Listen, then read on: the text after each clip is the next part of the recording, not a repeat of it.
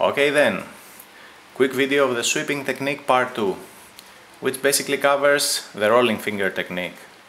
If you remember from the first video, the way you sweep is simply play a note, is pressure, the note is muted, play next. Is pressure, the note is muted, play next. And so on and so on. Okay, you will find out that this exact technique will be applied in the rolling finger technique. Basically, it is exactly the same. The only thing that sets them apart is how many fingers you are using. In the previous example, we were using for each note a different finger. In the rolling finger technique, we use only one finger to fret all the notes. For example, if we have at the 12th fret the G, B and E notes, last three strings,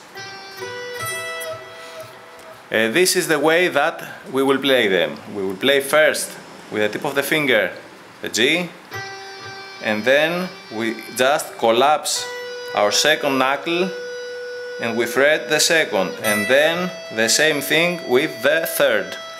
So basically what you need to know is fret a note, is pressure, collapse the second knuckle, is pressure, collapse the next one. Of course, one note at a time must be heard.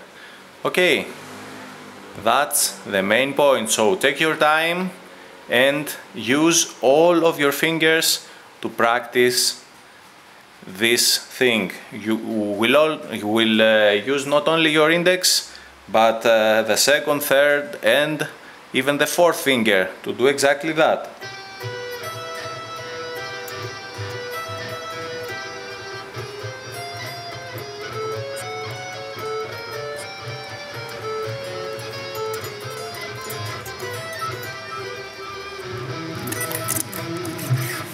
Okay.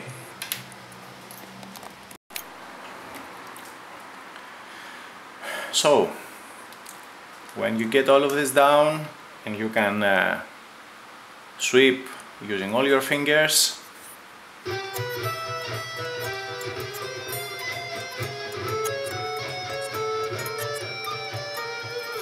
like this, then you will start thinking about sweeping some arpeggios. Although I'm not recommending specific ones, since I've told you in the first part that you can sweep anything, all you need to do is learn the mechanics. Although in this part I'm going to suggest one specific arpeggio to practice. I use for this kind of practice mainly the A minor arpeggio, starting at the 12th fret of the 5th string, so is 12, hammer on to 15, the next two notes at the D and G string we will use our rolling finger technique at the 14th fret, so we will use the 3rd finger,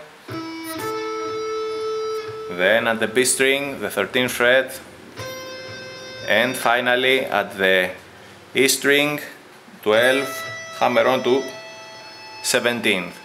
Basically it's finger per fret, and I want you to continue with this tactic. Whatever you play, use finger per fret. 1, 2, 3, 4. Some people only use the 3rd finger and the 4th becomes obsolete. No, you must try to use it for everything, bending, vibrato even.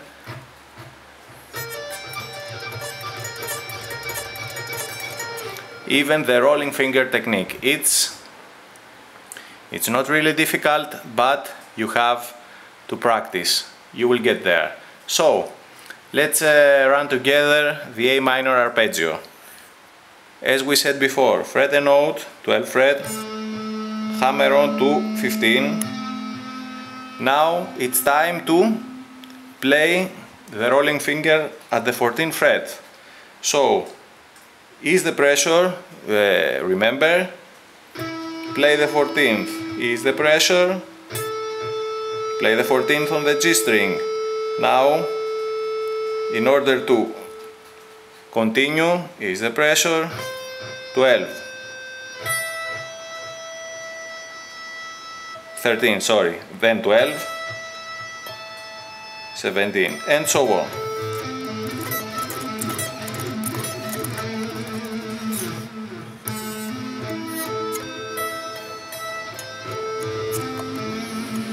As I've said before, you want to hear clear, distinct notes. Go as slow as you want, but make sure that you're muting correctly. My advice is to go and watch the first part again. If you haven't watched it, try to watch it first and then come back to this video, because the principles we've talked about are covered in the first video. The only thing that we've learned here is how to play the rolling finger technique. Tip of the finger, collapse the knuckle, play the next one, collapse the knuckle, and so on.